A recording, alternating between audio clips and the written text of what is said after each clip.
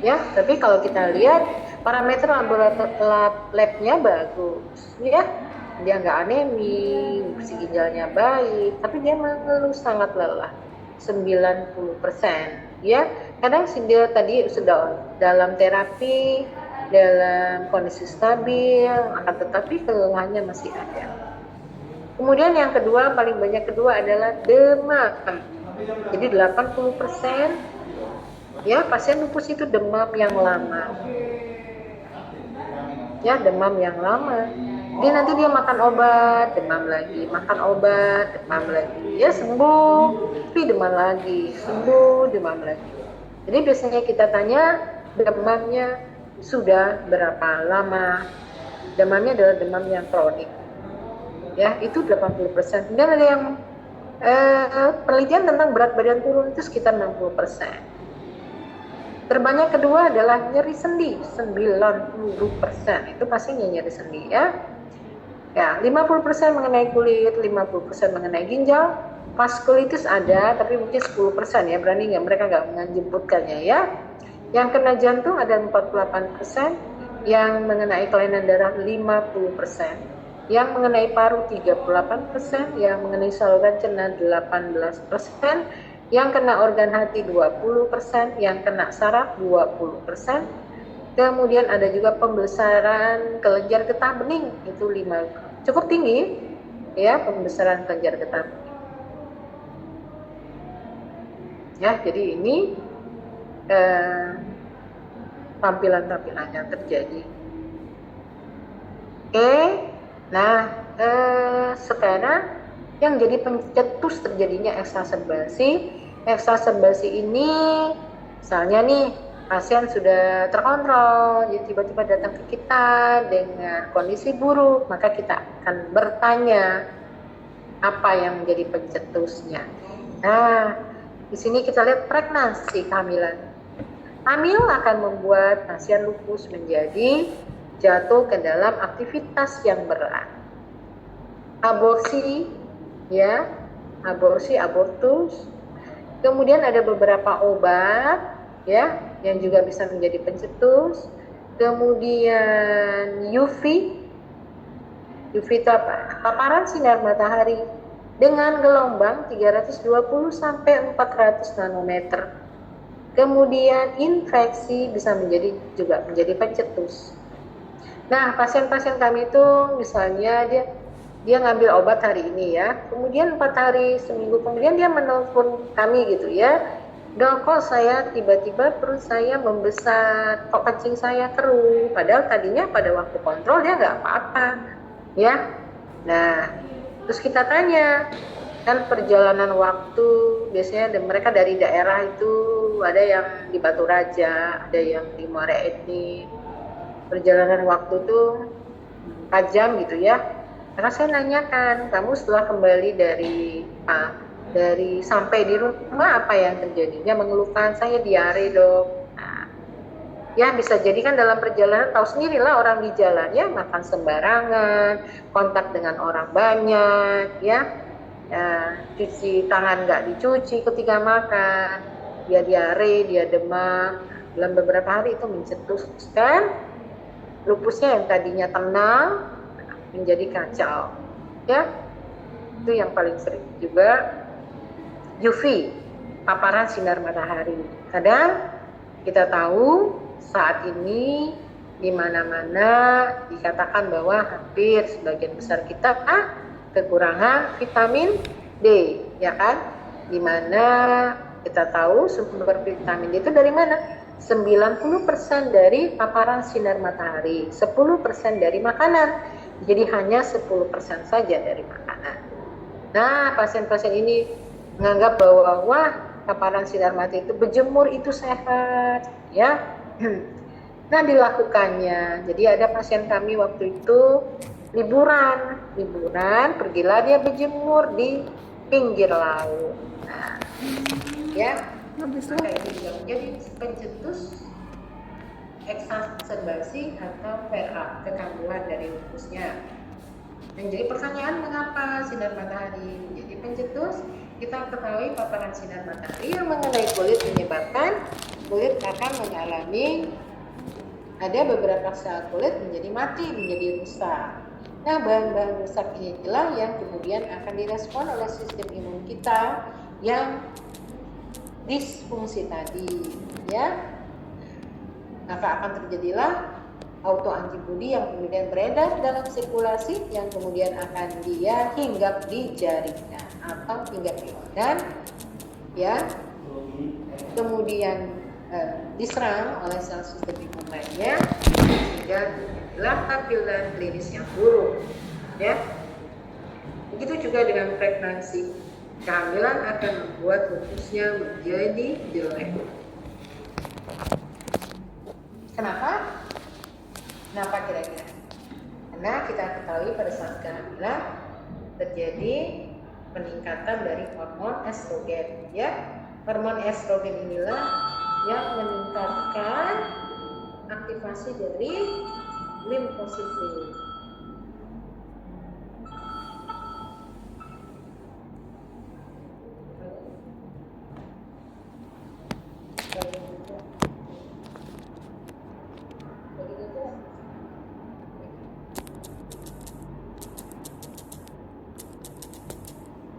Oke, jadi kehamilan ini bisa mencetuskan terjadinya lupusnya, ya. Nah, inilah yang saya katakan bahwa kita tahu anak itu berasal dari seorang ibu yang sehat, ya. Nah, lupus ini menyerang wanita usia subur yang akan menjadi ibu bagi anak-anak, ya. Itu yang menjadi problem. Oke, baik sayang. Nah, ya sudah. Nah, ini ya. Nah, misalnya merah, bibir juga. Nanti kita bicara tentang yang paling sering adalah oral ulcer, ya. Oral ulcer. Oke. Nah, yang ini juga paling sering mengenai jari-jari tangan. Tadi kan jari sendi, bengkak, merah. Nah, ini gambaran bercak-bercak merah karena vaskulitis. Vaskulitis itu adalah peradangan pada pembuluh darah. Kita kan punya pembuluh darah, ya. Ada lapisan epidermal, ada lapisan dermal. Di lapisan dermal kan ada pembuluh darah. Nah, pembuluh darahnya mengalami kerusakan sehingga darah keluarlah dari pembuluh darah. Ya, tampilan ini ada bercak-bercak merah. Ya, namanya vaskulitis. Ini pada kulit, ya, menyerang kulit. Nah, dia photosensitivity. Jadi kan kalau pakai baju nih, kita pakai baju kan lehernya terbuka, ya. Nah, paparan sinar matahari akan menyebabkan kemerahan pada kulit yang terbuka. Misalnya pakai bajunya yang leher terbuka, kemudian kenapa lagi? Biasanya kena fotosensitivitas pada muka, paparan sinar matahari, atau kalau pakai baju lengan pendek, ya, lengan bawahnya akan jadi merah. Kalau pakai celana pendek, jadi bukan bawahnya akan menjadi kemerahan, ya, bila terpapar sinar matahari. Oke, lanjut. Nah, Nah, ya. Nah, inilah lesi yang sering pada lidah. Ini pada langit-langit mulut, ya. Khasnya itu adalah pada langit-langit mulut. Nah, khas sekali. Biasanya dia nggak nyeri. Tapi kalau pasien hygiene oralnya jelek, maka kadang-kadang superimpose dengan jamur, ya. Ini adalah lesi. Nah, ini ada lagi banyak sekali. Ya, lesi pada bibir, lesi pada gingiva, lesi pada langit-langit mulut, sehingga kadang-kadang pasien sulit makan, ya. Kadang-kadang nggak sabar pasiennya, dok, ini kok saya sulit makan, kapan ini saya sembuh, ya, kapan sariawan saya sembuh. Ini adalah gambaran vaskulitis, ya, kan pasti di dalam lapisan mukosa kita ada pembuluh darahnya, ya, pembuluh darah kapiler-kapiler. Nah, dia mengalami kerusakan dan sehingga akan menimbulkan luka sariawan. Ya, jadi yang paling sering dikeluhkan oleh pasien, nggak bisa makan, ya nggak sabaran apa sih lah dia mau makan, pedih, perih, gitu, ya. Oke. Nah, ini sering pada mata juga, gangguan pada mata.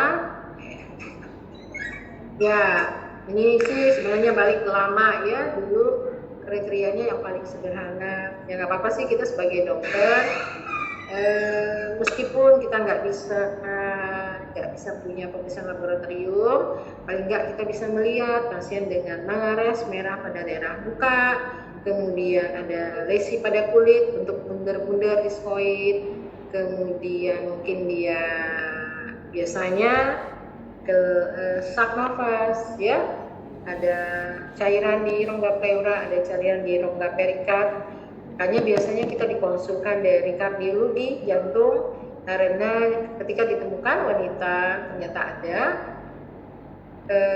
cairan di dalam kafum perikardnya, saya kita dikonsulkan, ya.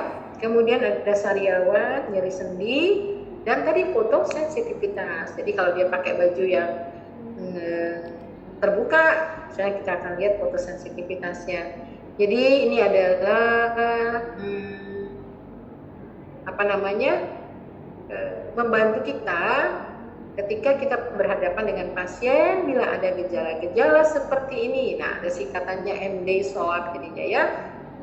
Ada singkatan seperti ini, ada malares, ada diskoid, kemudian ada cairan di paru atau cairan di perikardium, kemudian ada sariawan, ada nyeri sendi, ada fotosensitivitas, maka kita curiga jangan-jangan pasien ini SLE, dan tentunya kita perlu kirim karena apa? Ya, pasien ini membutuhkan obat, ya. Kita ketahui patogenesisnya banyak sekali, ya, sehingga berbagai obat kita butuhkan untuk memblok patogenesis perjalanan penyakitnya. Ya, jadi kita mulai dari antigen ditangkap oleh APC itu juga berproses, ya, maka kita harus memblok fungsi daripada APC-nya, antigen positif sel atau sistem sel imun yang non spesifik, baru kemudian dia akan dipaparkan. Kalau kita benih presentasi ke naif, berarti kita akan mencoba untuk menghambat proses perkembangan dan aktivitas dari limfosit, ya. Nah, itu sangat banyak sekali modalitas terapi yang harus kita berikan. Jadi kita nggak cukup hanya dengan satu obat, maka ketika kita mencurigai, segera biasanya kita katakan kepada dokter-dokter untuk segera dikirim untuk memastikan diagnosisnya dan mendapat pengawasan yang tepat, ya. Nah, ada lagi nih gangguan hematologi, gangguan ginjal, ya, yang kemudian ditemukan laboratorium nomor 9 itu laboratorium mana yang bisa kita kerjain. Begitu juga nomor 9 itu adalah laboratorium yang biasa kita lakukan, anti dsDNA, anti SN, anti fosfolipid. Ya, tetapi ini hanya bisa dilakukan di rumah sakit tipe A, ya. Mungkin ada juga yang rumah sakit tipe B yang bisa mengerjakannya. Neurologi disorder, tapi biasanya pasien-pasien kalau ingin mengerjakan sendiri tentu biaya sangat mahal. Bisa sih di banyak laboratorium swasta yang bisa mengerjakan, seperti misalnya Rodia, ya, Paramita itu bisa mengerjainnya. Laboratorium kesehatan daerah juga bisa melakukan itu, tapi memang biaya cukup mahal. Nah, kemudian gangguan neurologi, biasanya pasien datang dengan kejang atau pasien datang dengan gangguan psikiatri, misalnya ngoceh-ngoceh, marah-marah, ya. Tapi nggak selesai di ngoceh-ngoceh aja, ya. Tentu ada tampilan klinis yang lain. Tadi ada paling tidak 4, ya. Ada nyeri sendi, ada demam, ada malares, ada fotosensitivitas, ya. Jadi bukan hanya kondisi psikiatri aja, kan. Ini kriteria klinis yang dipakai, ya. Jadi ada gangguan pada kulit, gangguan pada oral, ada alopecia botak, ya, biasanya rambutnya rontok, nyeri sendi, kemudian ada gangguan pada ginjal, gangguan pada saraf, gangguan pada sel darah merah. Biasanya pasien menjadi anemia, ya, anemia hemolisis. Kemudian bisa leukopenia, leukositnya turun karena dihancurkan oleh sel limfosit B yang autoreaktif tadi. Ada autoantibodi, kemudian dia bisa juga trombosit turun, trombositopenia. Ya, ini lab yang biasanya kita periksa, ada ANA, anti-DSA, anti-SM, anti-fosfolipid, komplement, kemudian ada direct home test. Sebenarnya tes direct home test itu di luar dari autoimun yang biasanya kena lupus ya.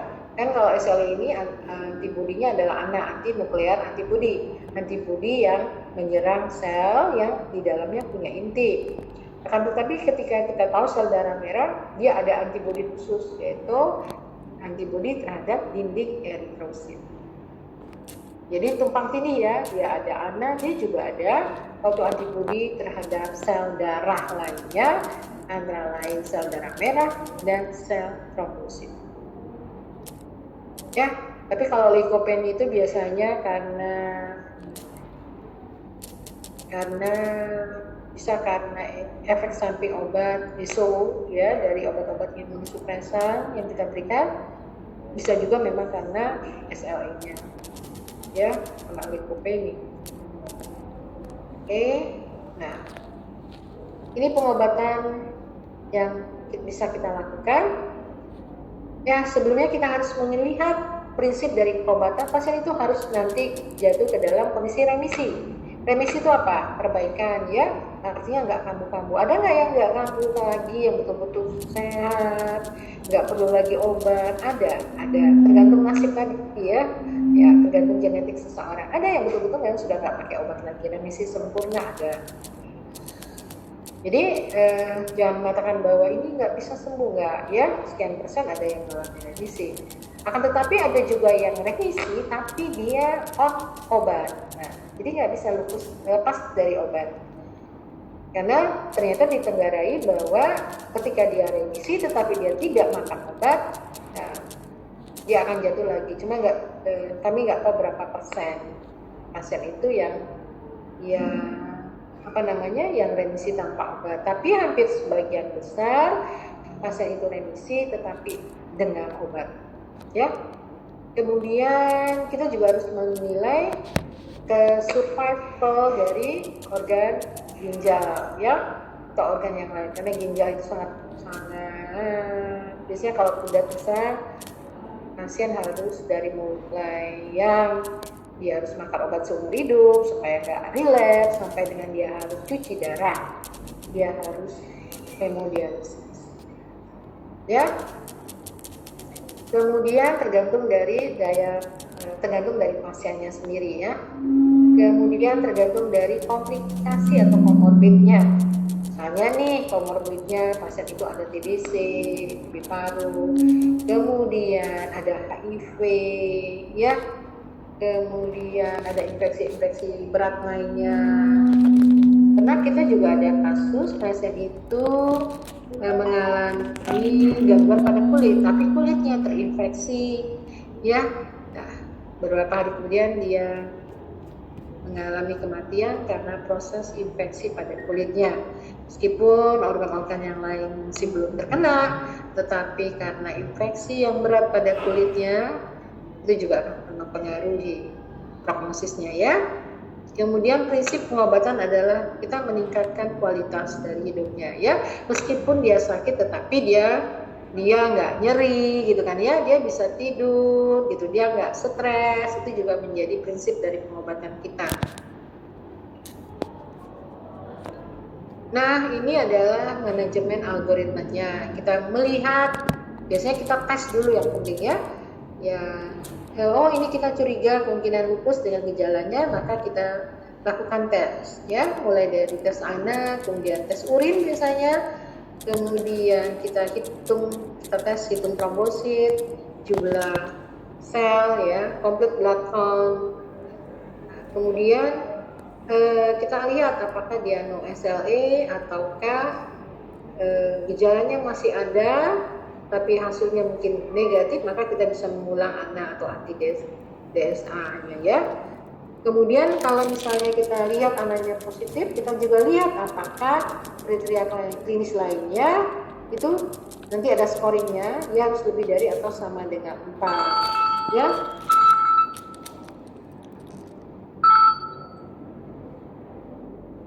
Kemudian yang kita lihat lagi, kalau dia di bawah 4 mungkin probable ya. Probable itu kita harus evaluasi, kita observasi lagi ya. Tapi kita langsung bisa treatment ya. Kemudian kalau kita ulang ANA, anti DSA, anti RU semua negatif ya, bisa jadi dia tidak SLE ya. Tetapi bila ada yang positif dengan slik lebih dari 4, kita bisa pastikan dia adalah definite dan itu kita perlu obati. Jadi dalam praktek klinik sehari-hari kita akan menjumpai pasien-pasien dengan gambaran klinis yang mungkin tidak lengkap, hanya nyeri sendi, demam gitu ya. Kemudian kita lihat ANA-nya negatif kadang-kadang ya pasti bukan SLE. Tapi karena manifestasi nyeri sendi itu banyak, tidak cuma SLE saja. Dan terkadang kita ini tertipu juga namanya ya. Kadang-kadang kita fokus kepada tampilan klinis yang lain gitu. Ternyata etiologinya adalah SLE. Misalnya nih pasien-pasien dengan anemi hemolitik gitu ya. Nah, karena anemi hemolitik itu bisa terjadi primer ya, atau bisa terjadi sekunder karena SLE-nya. Kadang dokter-dokter yang di klinik itu cuma memfokuskan kepada anemia hemolitiknya, dia nggak mencari apa penyebabnya ya. Kemudian yang kedua adalah misalnya manifestasi ke ginjal, kita sebut gangguannya glomerulonefritis, tapi dalam pembagian secara kompleks besarnya glomerulonefritis itu bisa terjadi primer, bukan karena lupus tapi juga bisa jadi karena lupus. Nah, kadang orang tidak mencoba mengobservasi ini karena ya sudah, kalau terjadi gangguan ginjal mungkin karena primer nyeri ginjal ya, padahal ternyata di ujungnya kadang sudah terlambat diagnosisnya, ternyata karena gangguan lupus. Nah, kenapa kita harus mendiagnosis banding dengan lupus? Karena ya kita harus memperhatikan bahwa dalam perjalanan waktu dia tidak cuma mencederai ginjal saja, dia bisa mencederai organ-organ lainnya. Nah, itu yang harus kita lihat. Sementara kalau dia cuma misalnya glomerulonefritis karena ginjalnya saja, ya fokus memang kerusakan hanya pada ginjal, tapi tidak mengenai organ yang lain. Ya seringnya dia kena saraf, pasien kejang, MPSLE, kemudian pasien jatuh dalam kondisi likopeni, pasien jatuh ke dalam trombositopeni. Biasanya akibat dari trombositopeni bisa terjadi perdarahan otak, ya, perdarahan di organ lain. Sehingga kita memang harus melihat pasien itu apa yang jadi etiologinya, ya. Karena lupus tadi menyerang semua organ, sementara orang berfokus pada kelainan satu organ saja. Kalau bisa kelainan darah, orang fokusnya ini jadi kelainan darah, padahal itu merupakan salah satu dari penyakit lupusnya. Itu yang kadang-kadang kita lupa ya. Nah, oke, baik. Kemudian tata laksana, ya kan banyak sekali ya tata laksananya ya. Yang pasti kita menghindari paparan sinar matahari, ya, atasi kelelahannya tuh. Cuma gimana kelelahan itu? Tentu jangan aktivitas yang berat, ya. Tentunya pada pasien-pasien yang memiliki pekerjaan yang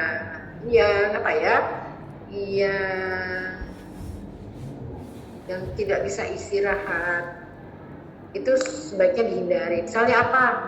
Misalnya ya memilih profesi menjadi seorang dokter, memilih profesi menjadi seorang perawat, ya, apalagi menjadi profesi ya artinya pekerjaan yang membutuhkan dia bekerja dalam jangka waktu yang panjang gitu ya. Kan kalau orang kantoran itu barangkali ya kalau guru aja gitu ya, paling jam 2 udah pulang gitu. Tapi kalau misalnya menjadi seorang dokter, pagi jaga, pagi dari rumah jam 7, kemudian kan kalau ada waktu jaga Kak, jaga itu kan mulai jam 2 ya, jam 2 sampai jam 7 berikutnya, jam 7 besok paginya. Kalau jadi residen ya jam 7 pagi, itu besok lagi nggak bisa pulang, masih kerja lagi. Jadi nanti baru pulangnya sekitar pukul 5 sore. Jadi lama kerjanya berapa jam? Jadi itu 20. Jam 7 ke jam 7 lagi 24 jam. 24 jam tambah 5 29. 29 baru pulang pukul 5. Jadi 34 jam kerjanya ya. Nah, nggak bisa ya. Apalagi jadi perawat ya, yang harus standby ya. Kalau kadang dokter sih masih bisa tidur lah ya, maling-maling tidurnya, tapi untuk seorang perawat itu ya, atau seorang apalagi yang harus dia standby jaga tuh, sebaiknya dia dihindari profesi itu. Enggak bekerja berat pun dia sudah lelah ya, apalagi dia memiliki profesi yang bukan tidak istirahat dalam waktu yang lama ya. Kemudian biasanya kita juga harus, karena ini pasien kan banyak pada perempuan usia muda, usia subur ya kan, dia pasti kontrasepsi oral, enggak tuh dia hamil ya. Nah ini juga nggak boleh kontrasepsi oralnya, karena apa tadi, hormonal akan menginduksi perkembangan dari limfosit B, sel sistem imun itu akan berkembang dengan kontak dengan hormon. Nah akibatnya lupusnya menjadi parah, stres, jadi dia harus hindari merokok, cuaca, sinar matahari ya. Jadi dia betul-betul harus hidup sehat ya. Sebenarnya kita hidup sehat juga ya, tapi oleh karena profesi ya kita kadang-kadang nggak bisa hidup sehat ya kan. Nah, oke, ini adalah obat-obat yang biasanya kita berikan ya. Obatnya itu NSAID, NOSEN, anti-inflamasi dan anti nyeri. Kemudian ada anti malaria. Jadi obat anti malaria seperti kloroquine itu adalah the first line terapi utama ya pada pasien-pasien lupus ya. Nah, obat malaria ini, kloroquine ini sayangnya dulu itu di daerah sini puskesmas yang kecil itu ada kloroquine ya. Akan tetapi setelah dinyatakan bahwa malaria itu resisten terhadap kloroquine, maka ketika itu juga kloroquine tidak timbul lagi ya, nggak dibuat orang lagi. Nah sebenarnya dia menjadi first line untuk pasien-pasien. Susah dicari lagi di malaria ini ya. Steroid dia sudah kasih imunosupresan ya, makin bertambah berat maka kita butuh imunosupresan, tapi kalau dia nggak berat kita nggak butuh imunosupresan. Oke, nah ini adalah pengobatannya ya. Kalau dia kena hematologi kita bisa berikan apa ya, paling sering kita berikan obat steroid ya. Oke, ini adalah pemberian steroid yang kita berikan. Kemudian ada antiinflamasi, NSAID, misalnya paracetamol, ibuprofen. Kalau ada gejala demam, nyeri sendi atau nyeri dada ya, bisa kita berikan itu. Ini obat-obat anti malaria, hidroksikloroquine, ada kloroquine, ada quinacrin, macam-macam, tapi nggak ada obat. Susah dicarinya ya di Indonesia ini, di Palembang aja susah. Ya, BPJS itu kadang ada, kadang hilang, kadang timbul, kadang tenggelam ya. Ini kegunaan anti malaria itu untuk apa? Untuk menghilangi nyeri otot, nyeri sendi, peradangan pada jantung, ya peradangan pada paru.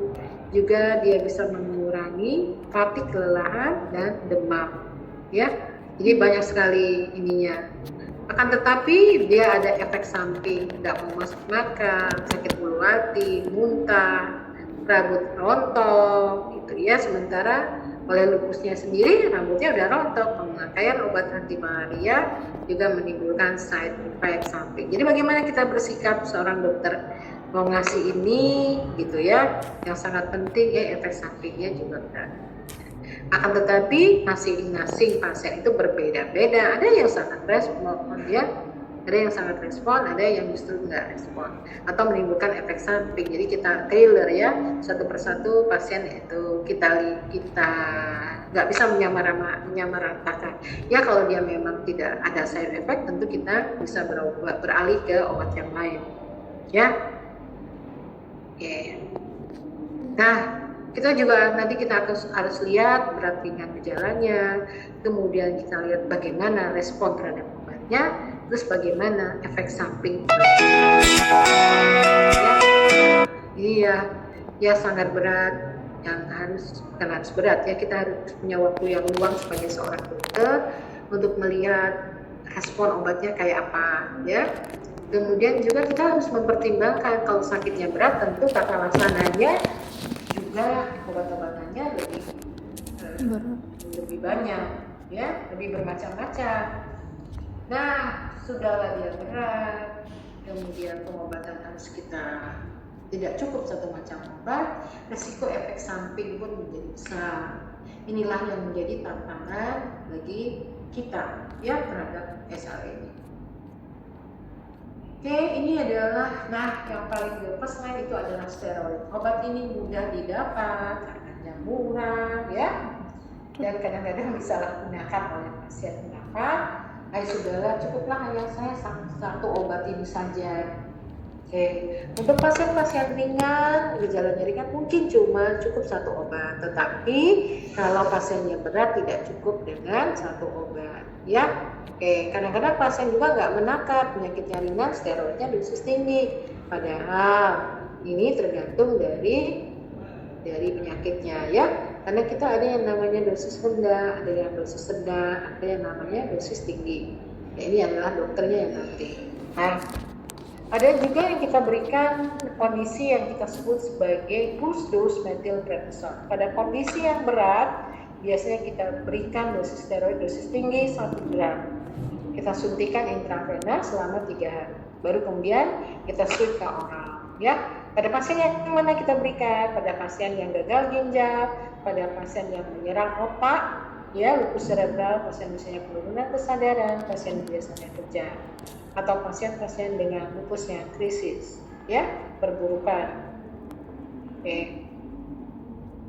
Nah, sedangkan dosis tinggi kita juga bisa berikan pada pasien lupus nephritis, pasien dengan gangguan saraf, pasien dengan trombositopeni, pasien dengan anemia hemolitik, dan pasien yang mengenai pneumonitis, jadi yang menyerang kafum plena, ya, menutup lapis dari paru. Efek samping yang bisa terjadi adalah jerawat, moon face, berat badan naik, lemak jadi banyak, perut menjadi tebal, ya, kaki jadi gede, ya. Nah, inilah yang terjadi. Pasien biasanya, dok, pipi saya kok, ya, pipinya tembal, berat badannya naik, gitu ya. Namun ada lagi juga problem psikologis. Dia menjadi mudah marah, irritable, mengamuk, agitasi, bisa depresi, bisa juga insomnia, nggak bisa tidur. Jadi bagaimana kita bersikap? Obat ini dia butuhkan, ya. Dalam kondisi yang berat kita harus berikan dengan high dose atau kita pakai pulse dose. Tetapi efek samping sudah menunggu, gitu ya. Nah, ya, sebagai seorang dokter kita harus menimbang. Kalau nggak diberikan, bagaimana? Yang kita maunya kita berikan sesuai dosis, pasiennya tidak memberikan efek samping maunya kita, ya dokter, ya. Tentunya ini kita harus jelaskan kepada pasien, ya. Pasti nanti ya awal-awalnya sih pipinya jerawatan, ya, nipis, tapi kita berupaya untuk menyelamatkan organnya. Nanti setelah dia selesai masa krisisnya bisa kita menurunkan steroidnya. Oke. Nah, ada banyak lagi yang efek samping, bisa diabetes, glaukoma, tekanan darah naik, kolesterol, trigliserid, ya. Semua, ya. Kalau dia mengenai anak, jadi banyak juga yang dirawat oleh anak, ya, divisi anak, dokter spesialis anak. Kadang-kadang dia tuh mendekati umur 11, mendekati umur 12 juga banyak. Dan ini tentu mempengaruhi terhadap pertumbuhan tinggi badannya. Jadi yang ada pasien-pasien kita itu yang kena pada masa anak itu menjelang remaja, usia udah 20 tahun, tapi tinggi badannya pendek-pendek, ya, usianya udah dewasa tapi tinggi badannya pendek-pendek, jadi gangguan pertumbuhan, ya. Oke. Kadang-kadang juga glaukom, kita biasanya kerjasama dengan mata, ya, karena efek samping glaukom. Jadi bagaimana kita bersikap? Ya, ketika memang itu dibutuhkan, kita nggak bisa tidak. Tetapi ketika itu aman, kita harus turunkan segera, jangan sampai dia akan memberikan efek samping karena pemakaian dosis yang tinggi dan pemakaian yang lama. Sayangnya pasien ini kata orang Palembang cak tahu-tahu ya, kan nggak nahu-nahu gitu ya. Dia maka steroid itu sangat enak efeknya, makan nahu, jadi sendinya hilang gitu ya. Tetapi bila organ yang terkena banyak, tidak cukup hanya satu organ saja, tidak cukup hanya dengan steroid saja. Nah, kita sebut sebagai sparing agent. Jadi kita berupaya steroidnya seminimal mungkin, dosis kecil, dan kita tambah dengan obat-obat yang lain, ya, imunosupresif yang lain, namanya sparing agent. Efek samping yang lain itu bisa terjadi avascular necrosis, tulangnya bisa mati, osteoporosis, bisa katarak, bisa aterosklerosis dini, ya. Nah, jadi rusak pembuluh darahnya. Ini berbagai obat imunosupresif yang kita berikan, ya. Terus ada pengobatan terbaru lagi yang dokter katakan, obat-obat obat anti CD20, CD22, setelah anti DMARD, ya, disease modifying anti-inflammatory drug. Nah, jadi ada imunosupresan, ada DMARD, ini aja sudah banyak, ya. Ini kalau dia lupus, kita misalnya pakai steroid dosis tinggi, ya. Nah, ini sebagai pengetahuan aja, ya. Macam-macam ya, yang ada membranous, ada yang moderate, ada yang severe. Nah, biasanya kita berikan